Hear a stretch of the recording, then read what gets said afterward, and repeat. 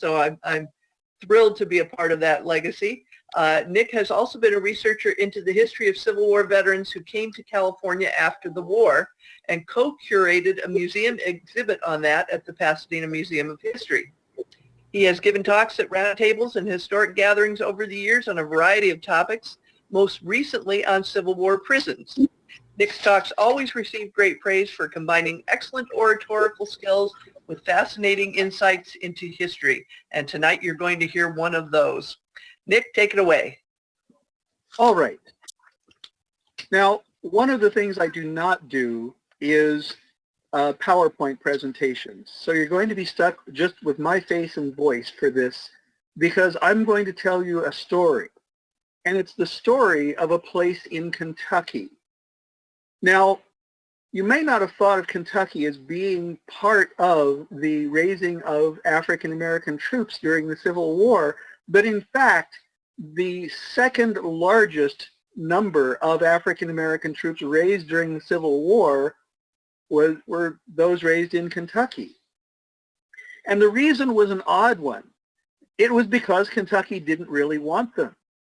You see, for the first half of the war, since Kentucky was still both a Union state and a slaveholding state, they had very mixed feelings about things involving African Americans. And even after the Union changed their rules and the laws to permit African American troops to be raised, Kentucky wanted no part of that and did not offer to raise any regiments for the Union of African Americans.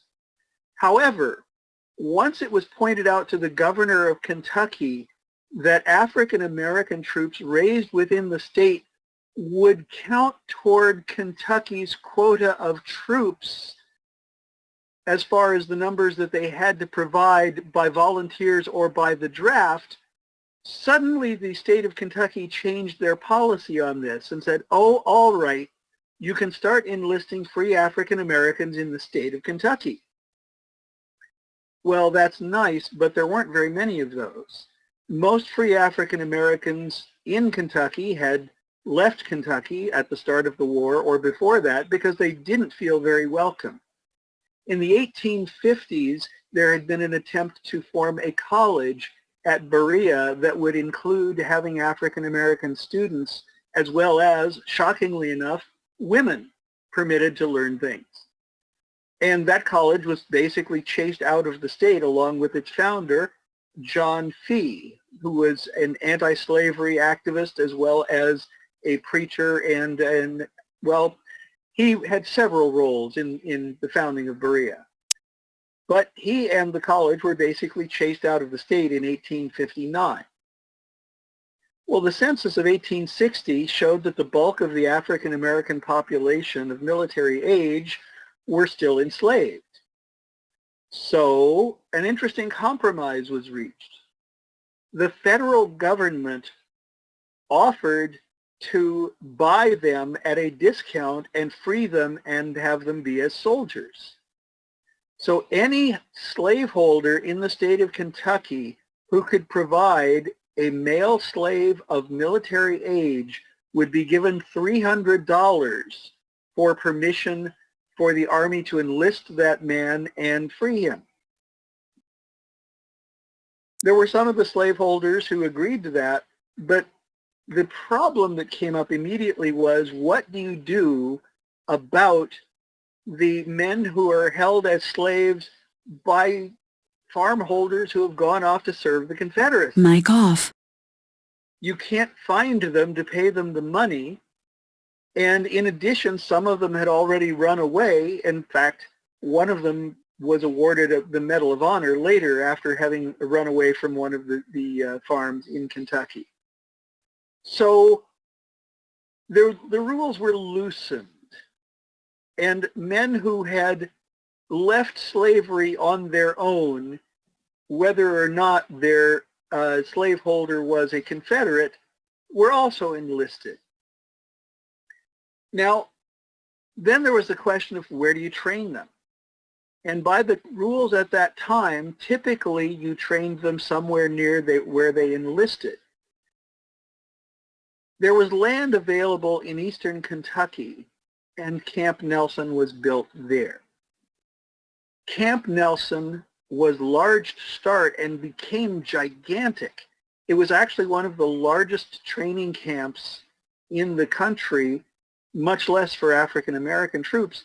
There were several regiments raised there and others that were simply stationed there or trained there, so that during the course of 1864 and 65, over 10,000 African American troops passed through Camp Douglas.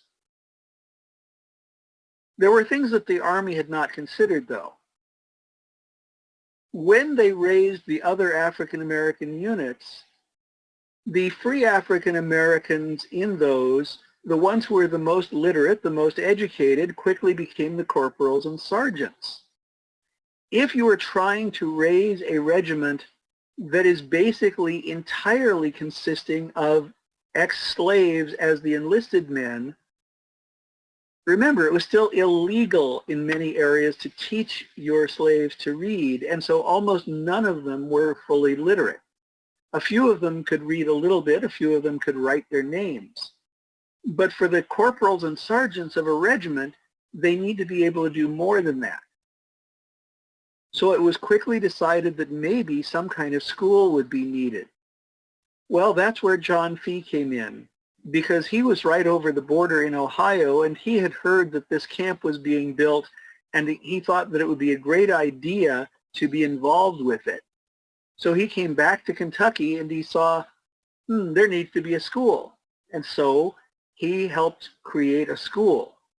He sort of strong-armed one of the religious groups that was nominally anti-slavery into helping provide funding for this school, because the Army couldn't figure out how to cover that in their books.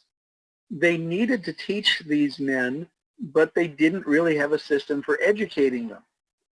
In fact, they barely had a system for educating officers. Other than West Point, there were no plans in place at the start of the war for educating officers, and when it became necessary to teach enlisted men how to become officers, to provide officers for the United States colored troops and the similar regiments, a school was set up in Philadelphia to educate officers.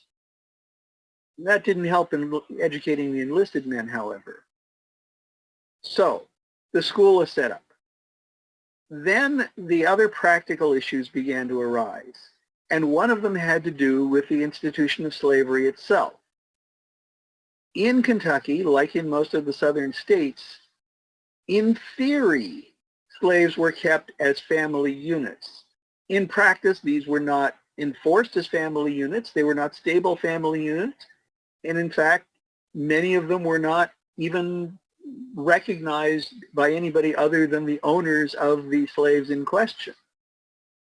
So, what happens if the male part of a family is freed by the U.S. Army, and you're the slaveholder, and they've given you $300, and the woman of that slave and the children are still there on your farm, not paying for their keep in terms of the work that they can do?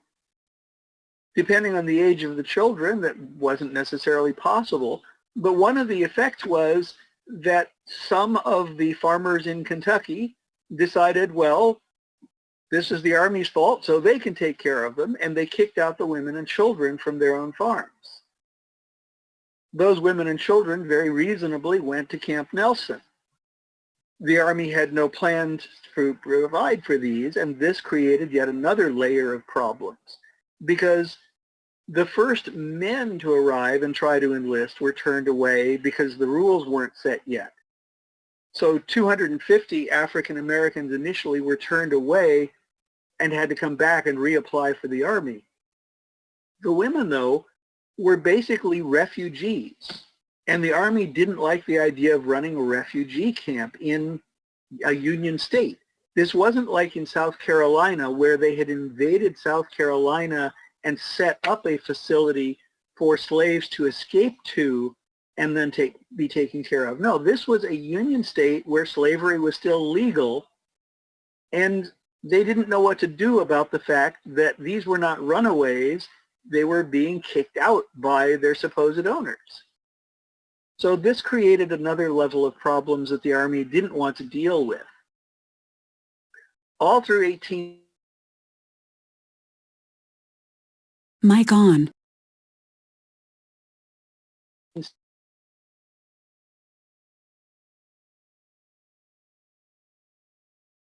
Lost the audio.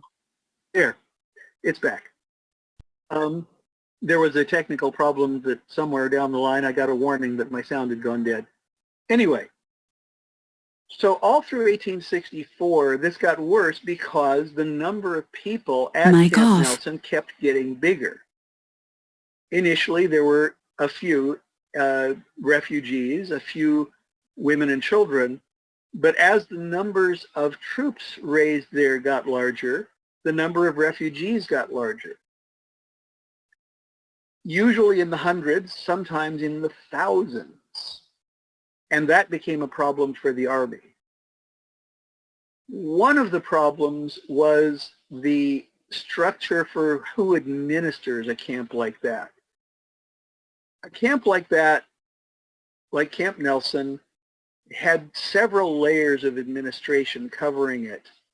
And unfortunately for the circumstances, one of the officers whose job it was to administer that camp and similar facilities in Kentucky was a brigadier general named Speed Fry. Now, let me explain something to you about Speed Fry. He actually had military combat commands at a couple of points during the war. He served all the way through to the end of the war, and at the end of the war, almost every other brigadier general with his time in service was given sort of an honorary promotion, a brevet promotion to major general. This didn't have any effect on retirement pay or anything. It was purely ceremonial. It was purely a thank you. The Army didn't do that with Speed Fry. Even though he and his unit were given credit for killing a Confederate general, he tried to take personal responsibility for doing it, and the problem was that there was very little reason they couldn't have just taken him prisoner. He was there by mistake. He thought he was approaching a Confederate unit, and so General Zelikofer of the Confederate Army basically walked up to Speed Fry's unit and started giving them orders, and they said, "What?" And Zelikofer's own aide rode forward trying to get the general's attention and fired a shot in the air trying to get him to turn around. Well, Speed Fry and some of his men then pointed their guns at General Zelikofer and shot him. So that had sort of mixed reviews in military circles, and Speed Fry was eventually given a non-combat position of administering much of Kentucky as far as facilities like Camp Nelson. His supervisor was the other General Thomas, not the Rock of Chickamauga, but no, the other one, who was a paper pusher and an older gentleman, an adjutant general who was in his 60s and sat around his office trying to keep track of things in an area where he wasn't particularly liked because he kept trying to get the people in Kentucky to follow the rules that the War Department wanted. Speed Fry committed one of the most hideous acts in military history by thinking he was following the rules. In November of 1864, he decided that the Army should not be taking care of these women and children, even related to troops either stationed at Camp Nelson or that had been sent into the field from Camp Nelson. So at the end of November of 1864, he kicked them all out. If any of you have ever been in Kentucky in the winter, you'll know that it's not a warm place. Over 120 of those women and children died before they could be rescued by people who thought wait a minute, what is he doing? Speed Fry was censured for it, but not removed from command. But as I said, he didn't get his end of the war promotion a few months later, the way others did. John Fee was one of the people who had been fighting to organize the refugee camps and to keep them educated, fed, clothed, and housed. And he happened to be away from the camp in that November. The other problem that the troops there faced, Camp Nelson, because it was so large, was actually designed to train different troops for different things. Rather than being just a facility for, say, training infantry, Camp Nelson turned out multiple regiments of infantry, at least 2 regiments of cavalry, and 1 regiment of artillery. The artillerymen were trained so that they could be garrisons in various forts in the Tennessee and Kentucky area in order to free up other troops for mobility. The cavalry, however, met one of the same fates that other troops had in earlier times, because you see, the officers commanding United States colored troops were frequently political appointees, and only the captains and lieutenants knew what they were doing. In this case, one of the cavalry regiments that was still being organized at Camp Nelson was thrown into combat. What happened was that from eastern Kentucky, a raid was being planned to Saltville in Virginia. Now, Saltville, like its name implies, was the source of salt. If you've never eaten Civil War food, you may not have thought about the fact that a lot of it has a lot of salt in it as a preservative. Ham, bacon, salt pork. You can't make most of those in the methods that they did without salt. So salt was important not only to the Army, but to the civilian population, and there were heavy salt works in Saltville. So the commander of the troops in eastern Kentucky thought, let's grab everyone we can and go storming into Saltville. Now, the 5th Regiment of United States Colored Cavalry was still being organized. They didn't have their weapons yet. They didn't have their horses yet. They didn't have a roster of their regiment yet. And they were told, that's okay, you're going anyway. They were given untrained horses, Enfield rifles, not carbines, Enfield rifles, and told, you're coming with us. There shouldn't be much fighting, so just be prepared in case you have to. And this expedition sent off to Saltville. When they arrived at Saltville late in the day, there was very little defense of Saltville. There were a few local militiamen there in Saltville who were running around panicking because there was a large Union force approaching. Well, the commander of this expedition did what many commanders have done in such situations. He found a way to be stupid. In this case, he decided, it's late in the day, there's not much defense there, we'll wait until morning to attack. All night, Confederate troops from all around that section of Tennessee raced into Saltville, and by the next morning, they had enough there to put up a fight. That in itself wouldn't have been the big problem that it could have been had the commander of the Union forces actually prepared for a fight. He assumed there wouldn't be much fighting, and so he didn't really plan very well. So the 5th Regiment of United States Colored Cavalry, standing there next to their horses because they could barely ride them, and they certainly couldn't fight on horseback with Enfield rifles, were told, okay, you go advance against the Confederates there. on foot. That might work. And they were sent in along with some of the other Union forces. Had they attacked the previous night, they probably would have captured Saltville and been able to destroy the salt works. But now the defenders were there in such numbers that there was an actual battle involved. And the problem with that was, because their commander hadn't prepared for an actual battle, he hadn't brought all that much ammunition.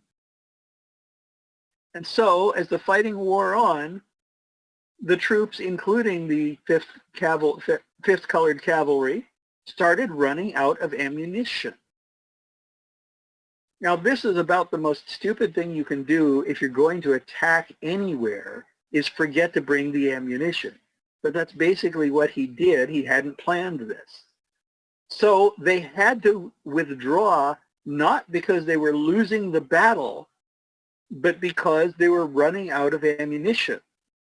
And as they started to withdraw back to the main Union positions, the Confederates, who had been outraged by the fact that there were dark-skinned soldiers coming at them that day, decided to countercharge and see what would happen.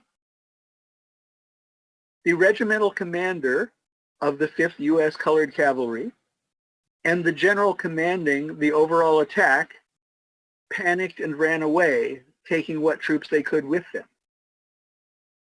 This did not include the wounded who couldn't run on their own.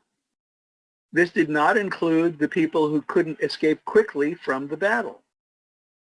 So it was that a number of the troops from the 5th U.S. Colored Cavalry were taken prisoner, especially ones that were seriously wounded.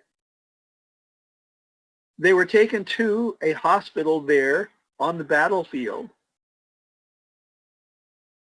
Over the course of the next day, witnesses attest that Confederate guerrilla Champ Ferguson went into the hospital and simply shot 7 of them, as well as one of the white officers who was wounded and in the hospital. Gunshots were reported from all over the battlefield after the battle ended. The numbers of casualties from that fight are unclear because they didn't have a regimental roster to work from. They could only count from people's memories of who might be missing.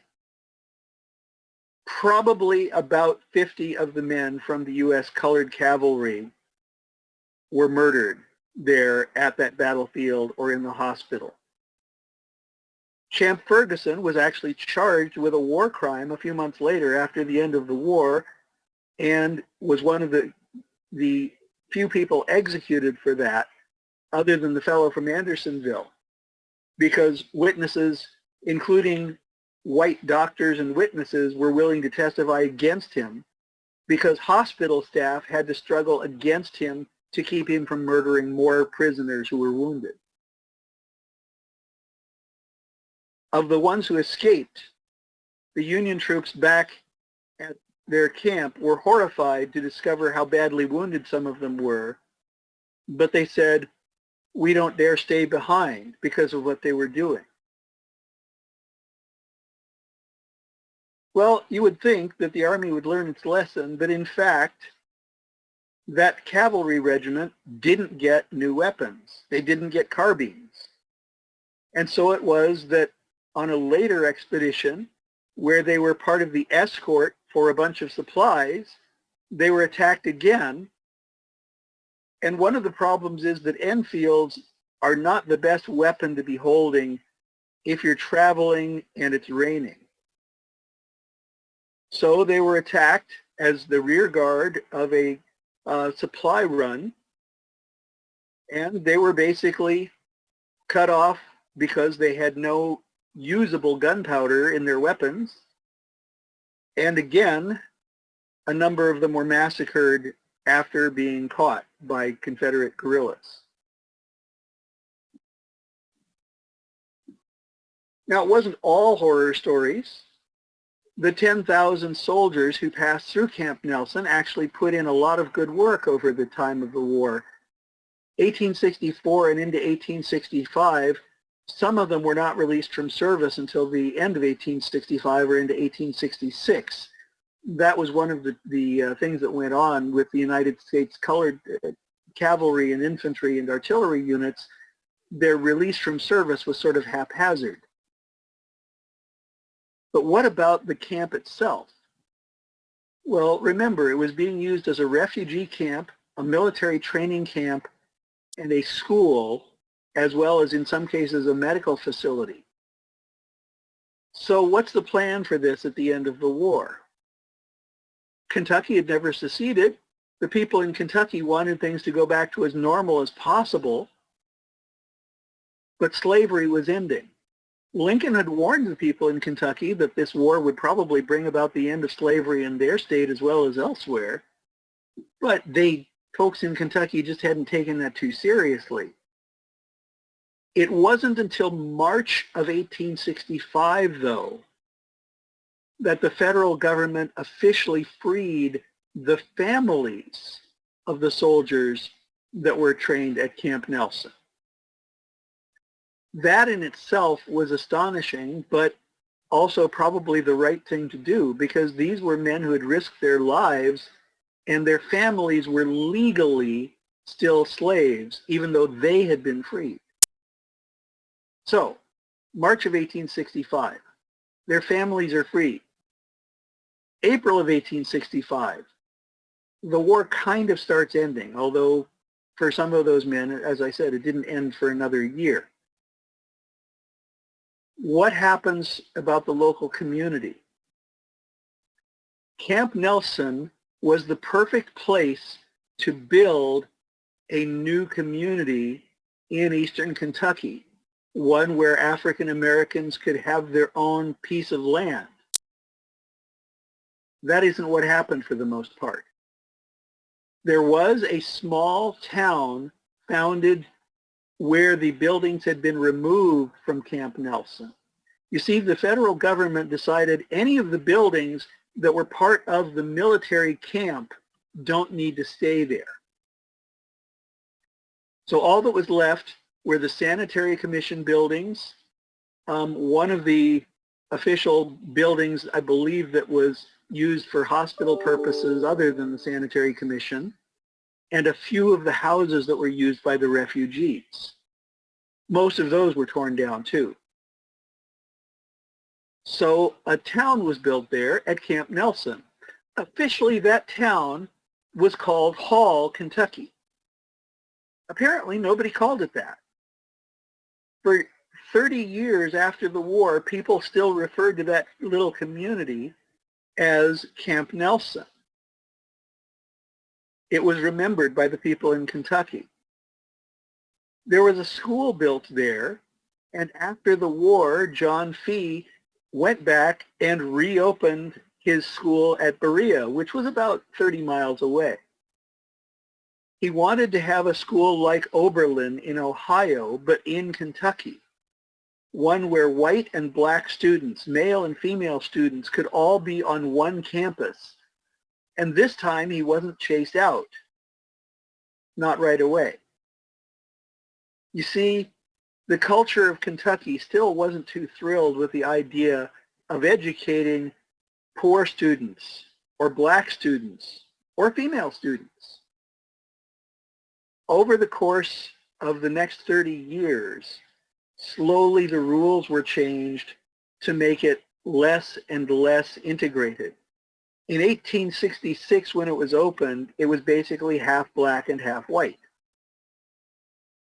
By 1901, it was basically an all-white school. Even though in 1897, students from that community, from the community of Hall becoming Camp Nelson, were still enrolling in Berea, 30 miles away, and some of them were even temporarily famous. You see, the students from the Camp Nelson school, the school that John Fee had founded there, which was to educate up through about high school level, had some wonderfully talented singers. And they had sung at a Salvation Army Memorial Day event. And they had entertained people so thoroughly that they were sent to perform for President McKinley. And he enjoyed their music as well. They retired from singing when they enrolled in Berea College. And then they were eventually told, oh, by the way, you don't really fit here because we're making it an all-white college. Camp Nelson itself, the men who died there and the bodies that they were able to retrieve are buried in a small national cemetery at Camp Nelson. It's about 3 acres. It's beautifully laid out. The overall camp itself was gigantic. The current park that's there surrounding the cemetery is about 500 acres, and that's only a fraction of the land that was occupied by the military encampment, the refugee camps, the schools, the hospitals, and what have you. Only, I believe, 2 of the original buildings are still standing, unfortunately. The Sanitary Commission building was gigantic, and that one just didn't survive because it was a wooden building built in 1864. The other buildings that were there were torn down mainly by the Army, and the few that survived, the houses, a house built for refugees in 1864 really isn't designed to last 160 years, so those are gone. But the place itself and the place that it holds in history is, I think, a unique one because the troops there suffered 2 massacres in the field. But the really horrific one was the massacre of their families caused by a Union general who just made terrible decisions.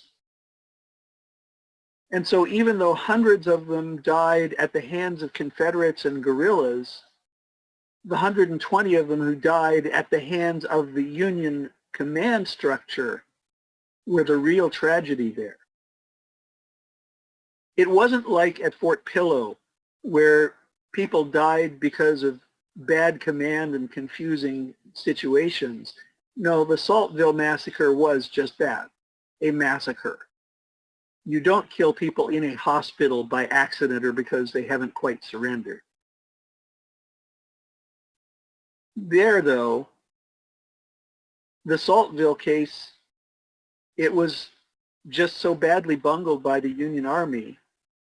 If they'd been given enough ammunition to keep fighting, that massacre would never have happened. And that makes it more horrific, because they were sent into battle with untrained horses, the wrong weapons, and insufficient ammunition to actually do their jobs. And then abandoned there as their commanding general basically ran for his life, not for the lives of his men. So Camp Nelson, what else can it teach us about the history of those men and the women who were there? An important lesson was learned by the African Americans of Kentucky. And they actually stated that. One of them was quoted as saying, you know, before the war, we had to go hundreds of miles to Canada to be free. Now, from Lexington, it was only 18 miles to Camp Nelson.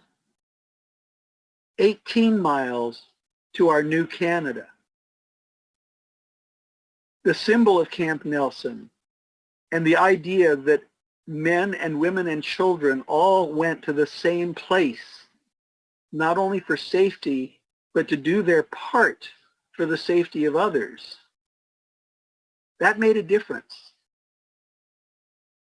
Even in the case of a man like Speed Fry, who didn't necessarily know what to do and didn't do a good job of managing. But it made a difference to 10,000 men and to the families of those 10,000 men and to anyone who heard the stories from those 10,000 men and their families. The regiments, 5 regiments of infantry 2 regiments of cavalry and 1 of artillery that were officially the output of Camp Nelson are only part of the story as a result. The freedom that resulted from their travels there and the rules that were changed as part of what the Army learned from trying to run such a facility, that made a difference too. The organization known as the Freedmen's Bureau was responsible for tearing down Camp Nelson after the war. That's one of those little known bits of their job. They were actually, there's a longer name, but it includes the Abandoned Property Freedmen and something Bureau. Freedmen's Bureau was the short form of it. But they were responsible for tearing things down that were no longer needed by the Army after the end of the war. Even things that could have been used by the newly freed people who had been held as slaves. And that's really part of the tragedy. Camp Nelson was the good site for a community of African Americans in eastern Kentucky. Partly for political reasons, it couldn't be permitted. And so most of it was torn down, and the little community of Hall, whose name wasn't even used, was all that was left. The little college of Berea, the educational mecca that was potentially the African American educational hub for Kentucky, gradually became another segregated white school. And so even the memory of that was lost over the years. Saltville. Most people don't remember that the way they do Fort Pillow. It wasn't as prominent. And frankly, the reasons for the massacre were so embarrassing because there shouldn't have been one. Having a massacre because your commanding officer doesn't plan for enough ammunition for you to complete a fight. The Union Army didn't want to talk about that. And so it was always remember Fort Pillow, not remember Saltville. They definitely didn't want to talk about the deaths of the women and children.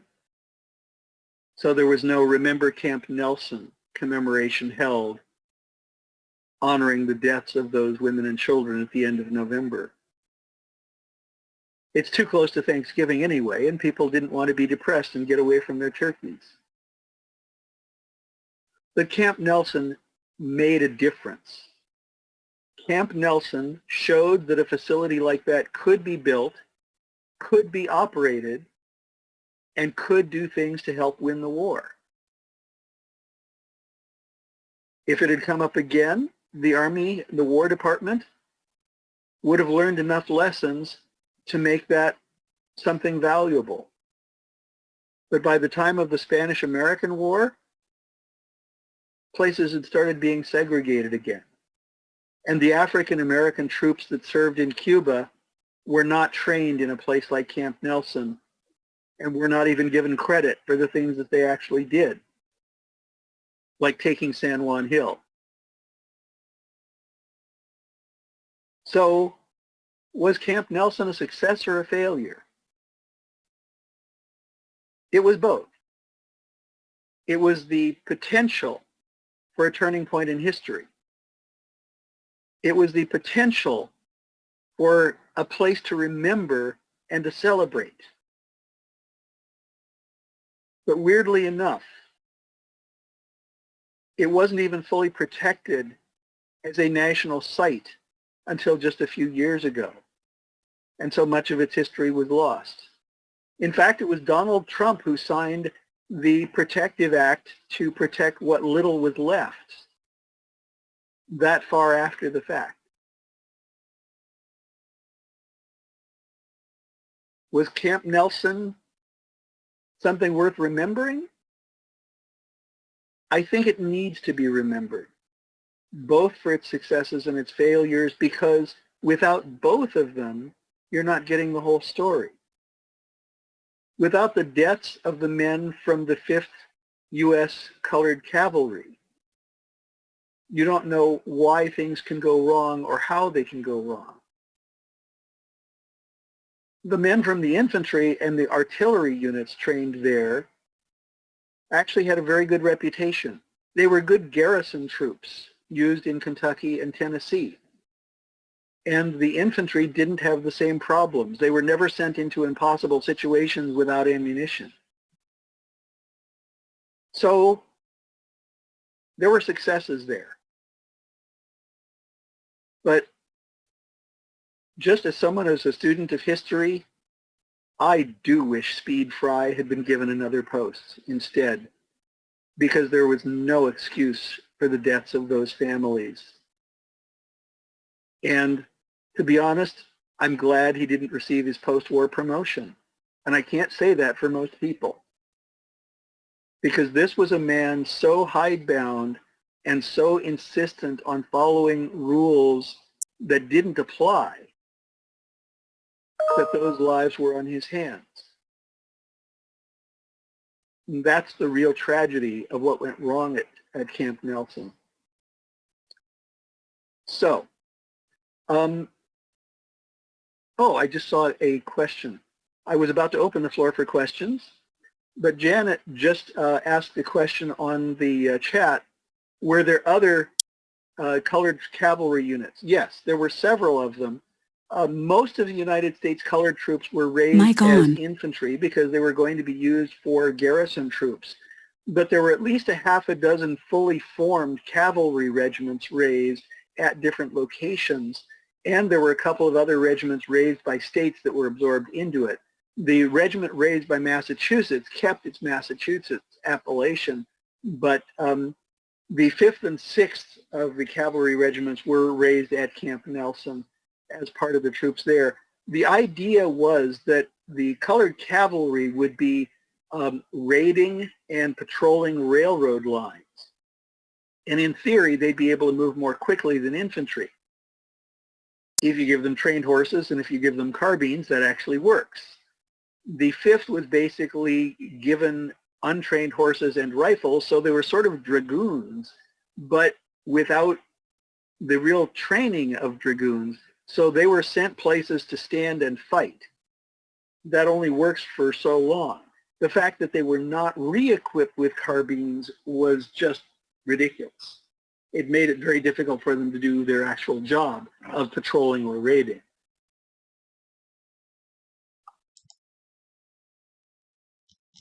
And let's see. There's another question from Janet, a couple Yes. above that. Yes, I saw. On what basis was the government able to free the enslaved families of the soldiers in March 1865? Basically, Congress passed a law that nobody figured out was challengeable, because it's like, wait, what does that say?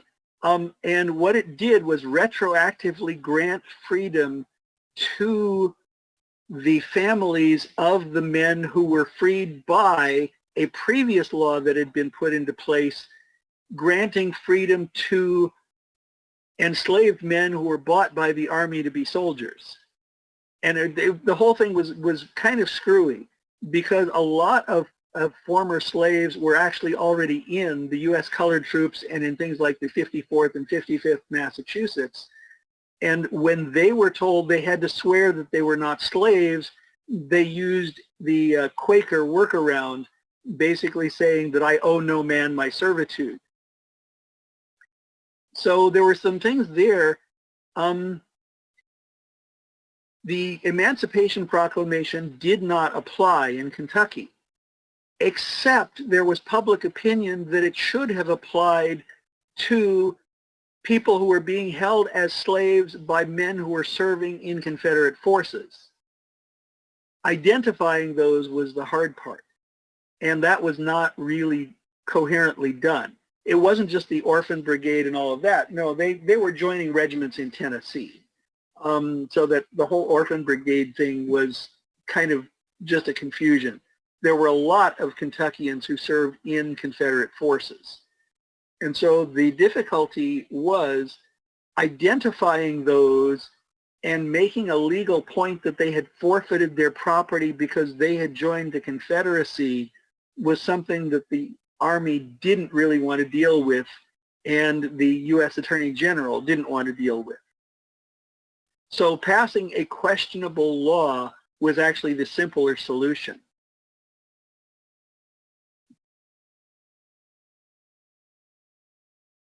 And let's see.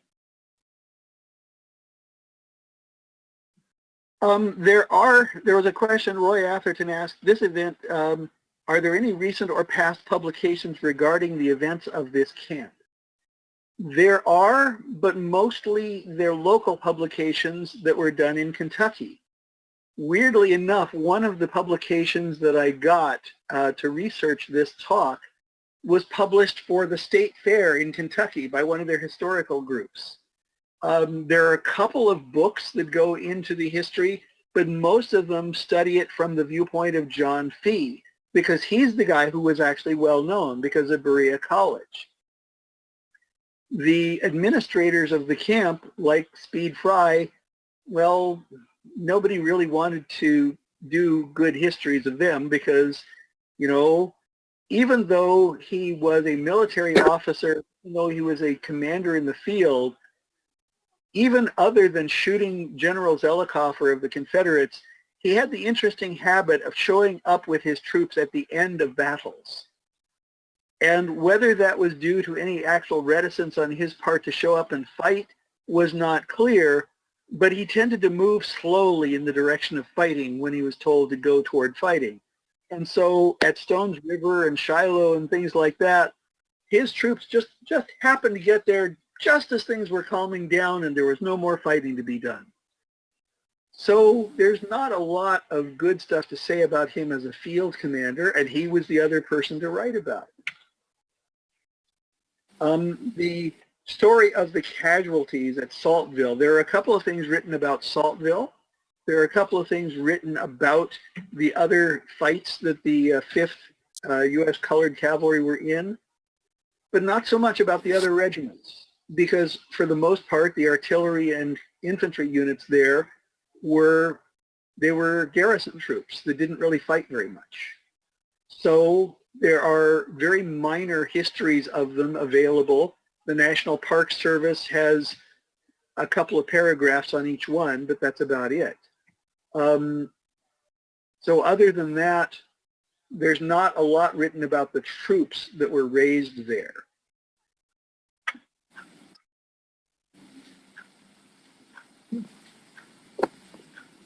There is another question. Has any male to or from Camp Nelson survived? Not much, and the reason is, remember, these men, unlike the ones in other colored regiments, had to be taught to read and write for practical purposes. They had no practical history of writing letters to people. The men in the 54th and 55th Massachusetts would write letters to their families or to newspapers all the time, but that was something from their personal family traditions. These were men who had to be taught to read and write in order to follow instructions and orders.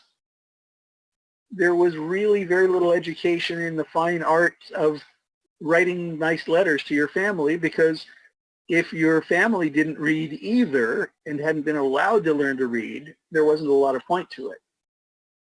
And the newspapers in Kentucky were not, how shall I put this, encouraging African Americans to write letters to their editors to publish in their papers. And so only the national African American newspapers and a couple of the abolitionist papers would have printed anything they wrote. So there's very little in writing by the members of those units. Somebody mentioned the 8th U.S. Colored Heavy Artillery at Paducah, and yes, that unit was actually raised at a different camp. They were the ones who fought at Fort Pillow and who had the casualties there. Remember, Fort Pillow, though, was earlier in 1864, before most of the regiments at Camp Nelson were in the field. The fall of 1864 was when those regiments saw action. And someone, Rich Jankowski mentioned that the Amy Morrell Taylor book, In Battle of Freedom, tells of Camp Nelson as a refugee camp. There are several places that tell a little bit. I have not read In Battle of Freedom yet. I'll have to track that down and see what it includes as far as the information. Because what I'm looking for at this point are sources for numbers, because no two sources that I found so far list the same numbers for the refugee camp as far as its size. And that's really unusual because they had to feed them. And so there were numbers that the Army had just based on costs, except they were partly being fed by the Sanitary Commission and partly being fed by the abolitionist group that John Fee was involved with. And so there may not be a single source with accurate numbers. But it would be interesting to see if that book has some.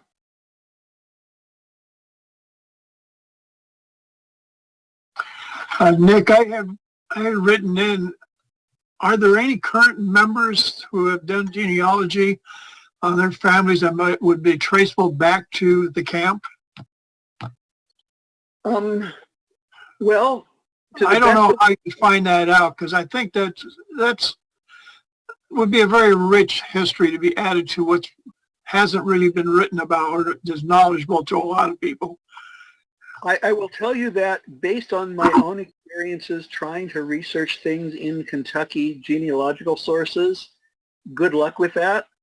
The state of Kentucky did not make any effort to organize the material that was kept in town halls and churches and other places all over the state. And bear in mind that the air quotes weddings that were held in the slave communities were not necessarily documented. So it's not until the generation after the war that you start having birth certificates or wedding certificates put anywhere. And one of the difficulties is that since they were never gathered, they were scattered around the state, maybe thrown away when somebody didn't see the reason to keep them anymore, maybe put with other records but never indexed. And so my own family on my great-grandmother's side was in Kentucky, not too far away from Camp Nelson. One thing that she did basically cut off genealogical research of that branch of the family because she got upset with my great-grandfather and erased his name from the family Bible. So we don't have his first name. And that kind of thing is common, and there's no way to connect from her name to the records that anybody has found. One of my distant cousins was attempting to do research from much closer and ran into the same wall that without his name there was nothing to connect because the few things that were filed under the husband or father's name. And so there are people who have traced their ancestry to those units. Some of them are in the Sons of Union Veterans of the Civil War, but not as many as there might be simply because it's so bleeping hard to get the records out of Kentucky.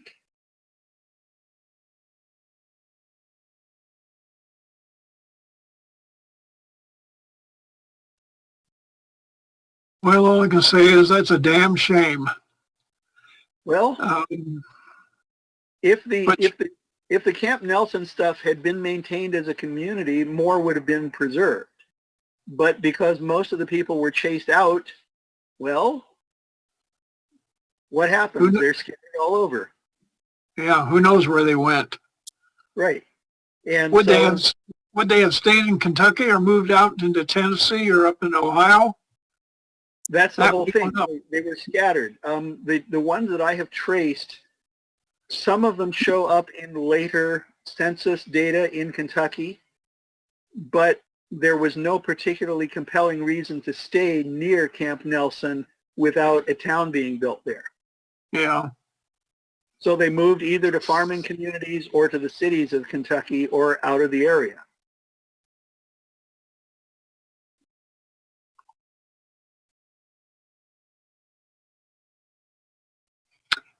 Well, excellent program you put on tonight about something that I'm sure most of us were not even aware of. Well, Janet asked me to come up with something that was not well known, but that related to the African American troops. And I figured, you know, I don't think people know this story. That's right. I think it's important you continue with it. Well, we'll see. I keep getting distracted by other projects. Excellent work, though. Very good. Very good presentation. Thank you. And if any of you have other questions, you can put them in chat, and because that's where I've been getting the ones I've been reading back to you. But if not, thank you for having me as your speaker tonight.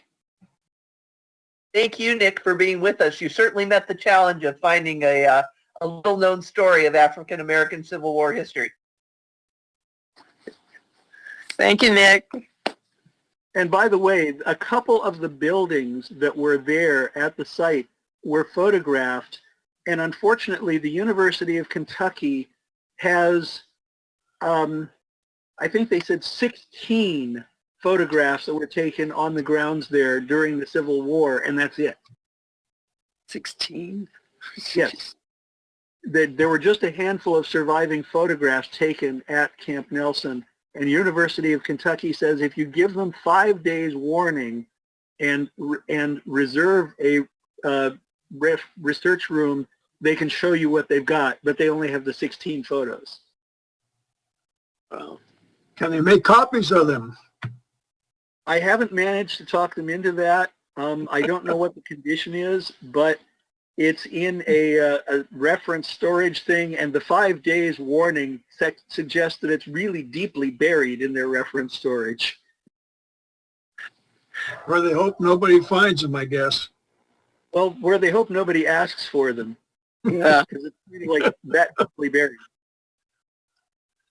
Wow. Amazing. All righty. Thanks a lot. Thank you. Next month when I go back to my ceremonial post of just introducing the meeting. Well done. Well done. Thank you, Nick. All right. Thank Good you. night, everyone. Night. Good night.